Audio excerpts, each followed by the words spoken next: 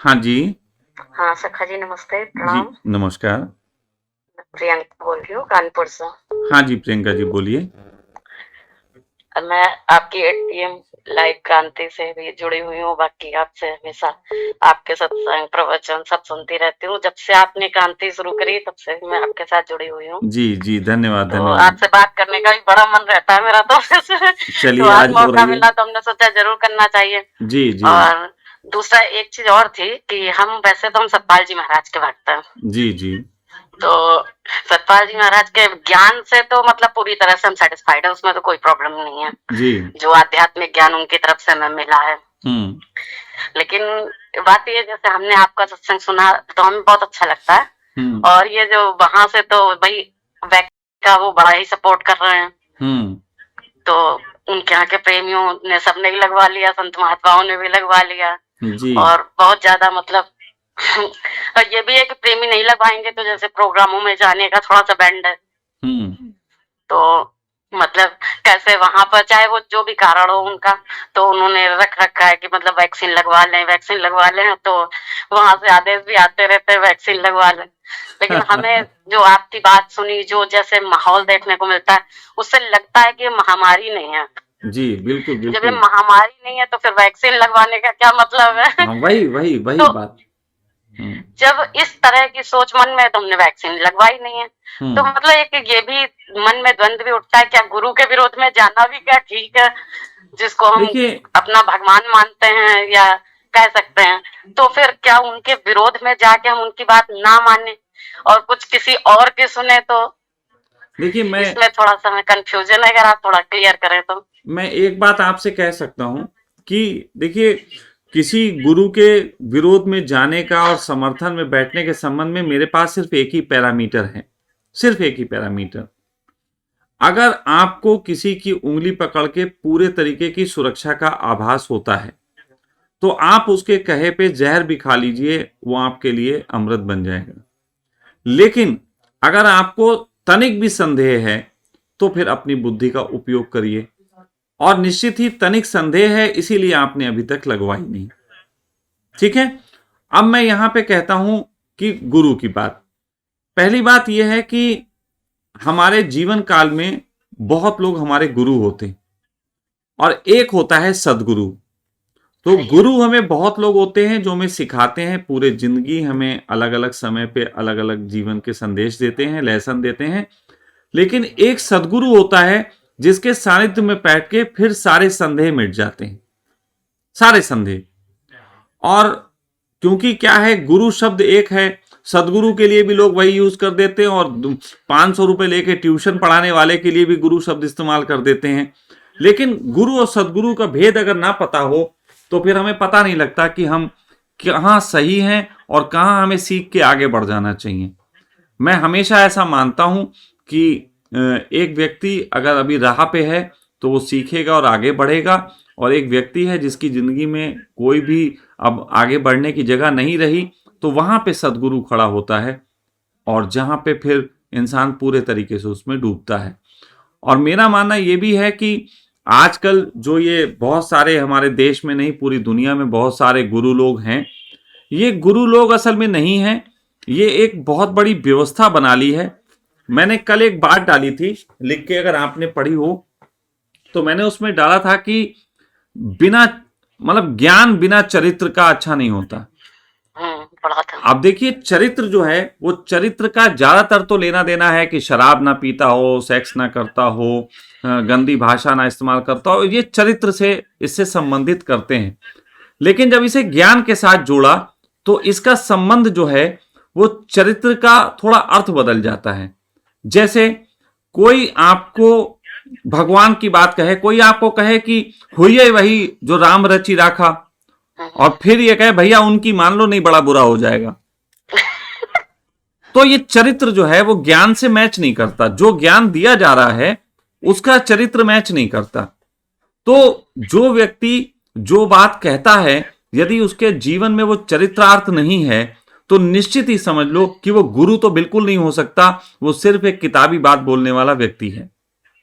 और होता यह है कि अक्सर ये जो चोंगा है ना, सन्यासियों का चोंगा पहन के बहुत लोग बैठ जाते हैं। अब मैं तो उतार के बैठा हुआ हूं, मैंने तो चोंगा वोंगा सब उतार रखा है जितने। मैं आपको कुछ समय पहले की बात बताऊं कि एक बार एक लड़का हमारे पास आया और हमसे कहने लगा कि स्वामी जी हम आपको बहुत रिस्पेक्ट करते हैं, बहुत आपकी इज्जत करते हैं। तो मैंने कहा भाई क्यों करते हो? तो कहने लगा कि और सन्यासियों को मैंने देखा है ओशो के, वो शराब पीते हैं, आप शराब नहीं पीते। तो मैंने कहा भाई तू मेरी रिस्पेक्ट करता है कि शराब की रिस्पेक्ट करता है? तो वो कहने लगा नहीं आपकी रिस्पेक्ट करते हैं क्योंकि आप पीते नहीं हैं। तो हमने कहा अगर पी लेंगे तो क्या होगा, कि नाली में गिरे पड़े होंगे, ऐसा कुछ सोचते हो? तो उसने कहा कि सर वो पी लेना तो फिर गड़बड़ है। तो मैंने कहा भाई देखो, अब हमें ऐसी इज्जत नहीं चाहिए जो किसी चीज को ना करने से आती हो। तो आज तुम जाओ एक पौवा लेके आओ, हम तुम्हारे सामने पिएंगे और तुम अपनी इज्जत वापिस ले लो। हमें ऐसी इज्जत नहीं चाहिए। जो इज्जत किसी कारणों से आती हो वो इज्जत इज्जत नहीं है। गुरु जो है वो अपनी जीवन और अपनी बातों को एक समान रख के जीवन जीता है, और उसके बाद कोई उसे प्रेम करे तो ठीक, ना करे तो ठीक, उसका कोई किसी के ऊपर बहुत जोर नहीं होता कि तुम मेरी रिस्पेक्ट करो ही करो और मेरी मानो ही मानो। उसका अपना एक दर्शन होता है जिस दर्शन के संबंध में बहुत स्पष्टीकरण होता है। लेकिन आजकल ऐसा हो गया है कि बाबा रामदेव रॉकचाइल्ड के विरोध में बोलते हैं और इसके विरोध में बोलते हैं कि ये कुछ नहीं है बीमारी हमारी, लेकिन उनके यहां आजकल टेस्टिंग के बगैर अंदर नहीं जाने दे रहे हैं। ये हालतें हैं। और उनसे जब बात की, बनी है सब में यही प्रॉब्लम। देखिए उनसे जब बात की, बाबा रामदेव की जो वहां पे अथॉरिटीज हैं उनसे जब बात की फोन पे, तो हमारे संग एक मित्र थे, उन्होंने फोन किया और उन्होंने कहा ये आपके यहाँ चल क्या रहा है, बाबा जी कुछ कहते हैं और आप लोग कुछ और कर रहे हो।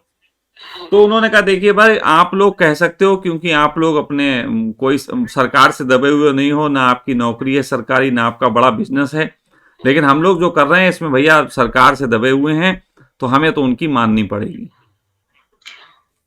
तो बात यहां है प्रेशर का, बात यहां है धंधे की, बात यहां है कहीं ना कहीं तो कोई ऐसी चीज है जिसकी वजह से दबना पड़ रहा है। मैं आपको सच बताऊं कि आज से अगर मैं कहूं तो 5-6 महीने पहले मेरी वो स्थिति थी कि जब मैं पहला आश्रम छोड़ के, अभी लास्ट आश्रम छोड़ के यहाँ आया था, तो मेरी सोच थी एक बहुत बड़ा आश्रम बना लूं। और उस समय मुझे लोग जमीनें खरीदवाना चाहते थे, 50-50 एकड़ की जमीनें देखी, और भी तरीके से लोग करना चाहते थे, और मैं उसी दिशा में बढ़ रहा था। लेकिन अभी जो स्थिति आई और मुझे ये देश में इन भ्रष्टाचारियों के खिलाफ बोलना पड़ रहा है, तो मैं आपको बताऊं मेरा बड़ा अंदर से ये चीज है कि मैं जो हूं कुछ करूं ही ना ऐसा बड़ा कि कल को ये लोग मुझे किसी कारण दबा पड़े। मैं तो चाहता हूं कि मैं अपनी झोपड़ी में ही रहूं और आवाज बुलंद रखूं। अब ये जो बाकी जो आश्रम ये जो थोड़ी बहुत चीजें हैं, इसको मैं इतने साधारण तरीके से कर सकता हूं किसी के नाम कि मुझे इसमें फंसना ही नहीं। और ये बात मैं इसलिए कह रहा हूं क्योंकि ये व्यवस्था इन्हीं सब चीजों में फांसती है। कोई ईडी भेज दे रहा है, कोई कुछ कर रहा है, कोई कुछ कर रहा है। तो मैं निश्चित ही कोई गलत काम नहीं करता, लेकिन माहौल बनाने को किसी के खिलाफ कुछ भी बना दिया जाता है, बना दिया। तो ऐसी कंडीशन में मेरा आज के चिंतन को देखते हुए मैं अंदर से बहुत इस बात के लिए हूं कि मैं जो भी काम करूंगा उसको बहुत सोच समझ के और लीगलाइज तरीके से और कैसे बेहतर ढंग से समाज के हित में किया जा सके, ताकि व्यवस्था से भी लड़ें और किसी से दबके ना जीना पड़े। तो ये मेरा अपनी सोच है। अच्छा, गुरु और सदगुरु के लिए जैसे आपने कहा, तो सदगुरु तो वही होता है जो सत्य का ज्ञान देता है। नहीं, सत्य का ज्ञान क्या होता है? सत्य तो संसार में जिसको हम कह सकते हैं अपनी आत्मा, आपके लिए एक ध्यान करा के कहते हैं। अरे आपके लिए एक स्त्री से कहा जाता है कि जो पति धर्म का पालन करना अच्छी बात है, ये सत्य का मार्ग है। तो क्या पुरुष को भी यही वाला मान लेना चाहिए, पति धर्म पालन? नहीं, उसको सुनिए का पालन करना चाहिए। अरे अब है, देखिए अब यही आ गई, ये आपने अपोजिट रख दिया। सच बात तो ये है कि सत्य जो है वो व्यक्तिवादी होता है, सत्य समूहवादी नहीं होता। तो ये वर्ड तो धर्म के लिए बोला जाता है ना, सत्य के लिए नहीं, सत्य के लिए धर्म और सत्य एक ही होता है। नहीं, देखिए सत्य एक नहीं होता है। शीशा एक होता है लेकिन उसमें जितनी शक्लें देखी जाती हैं सब अलग अलग होती हैं। अलग। परमात्मा एक था तो सबके हाथ में उसने जो है वो कृष्ण की तरह सुदर्शन क्यों नहीं रखवा दिया, महावीर को नंगा क्यों छोड़ दिया, राम को जंगल क्यों भेज दिया, जीसस को सूली क्यों लटका दी, गुरु नानक को जो है वो ऐसे घर से विरोध करके क्यों निकलना पड़ा, कबीर जो है झोपड़ी में क्यों थे, सब एक ही तरीके के होने चाहिए थे। नहीं आप मतलब थोड़ा सा शायद सत्य का मतलब जैसे कि हम लोग सत्य देखिए में पहली सुनते बात, हैं। एक मिनट माँ मुझे क्षमा करें, सत्य का कोई मतलब नहीं होता और जिस चीज का मतलब होता है वो सत्य नहीं होता। वैसे नॉर्मली भाषा में आत्मा को ही सत्य कहा जाता है, जो मतलब जितना नहीं जितना नहीं हमने नहीं जाना अभी तक नहीं है। नहीं नहीं नहीं नहीं नहीं, नहीं आप ऐसा समझ लीजिए कि आप एक बूंद हैं और सत्य है सागर, लेकिन ये बूंद उस सागर में अगर बहके और गंदी की गंदी मिली तो फिर बेकार है। उस सागर में जो बूंद बिल्कुल निश्चल पवित्र होकर मिलती है वही जो है सागर का हिस्सा और परमात्मा का हिस्सा कहलाती है। तो आत्मा जो है वो आपकी व्यक्तिगत है, लेकिन ऐसी अरबों आत्माओं का जोड़ जो है, खरबों अरबों खरबों का लिमिट नहीं है, उतनी आत्माओं का जोड़ जो है वो परमात्मा है। अब हर आत्मा का अपना कंसेप्ट है, अगर आप आत्मा मानो तो फिर तो आपकी आत्मा कुछ और सोच रही, मेरी आत्मा कुछ और सोच रही, किसी की आत्मा कुछ और सोच रही, लेकिन परमात्मा की आत्मा क्या सोच रही किसी को पता है। तो सच बात तो यह है कि परमात्मा जो है वो ये भेद नहीं करता, वो अपने आप को दायरे में नहीं बांधता, और जो लोग भी उसे दायरे में बांधते हैं वो इतना कह सकते हैं, जैसे मैं कह सकता हूं कि मेरा परमात्मा ऐसा है जो मुझे किसी भी रंग में बंधे हुए नहीं देखना चाहता, ये मेरा परमात्मा है। लेकिन कोई ये भी कह सकता है कि मेरा परमात्मा चाहता है कि मुझे किन्हीं रंगों में ही देखे, बाकी रंगों में ना देखे, वो उसका परमात्मा है। तो परमात्मा एक इतनी बड़ी स्वतंत्रता है या निजता है कि हर व्यक्ति का अपना अपना हो सकता है और उसको वो पूर्णता से जिए, यही उसका धर्म है। और इसी दोनों चीजों का जब कोई जोड़ करके जीता है तो वो सत्य पाता है, और जब वो सत्य पाता है तब वो ना असत्य रह जाता है ना कुछ रह जाता है। सत्य बहुत बड़ी चीज है। तो खैर ये लंबी फिलॉसफी हो जाएगी, देखिए पूरा ज्ञान मैं समझता हूं कि इतना समय तो अच्छा नहीं है हाँ। ऐसे उसमें देना। 8 PM क्रांति में सत्संग क्रांति चल गई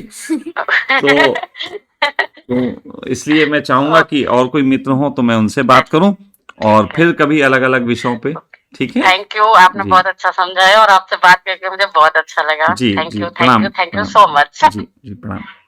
प्रणाम।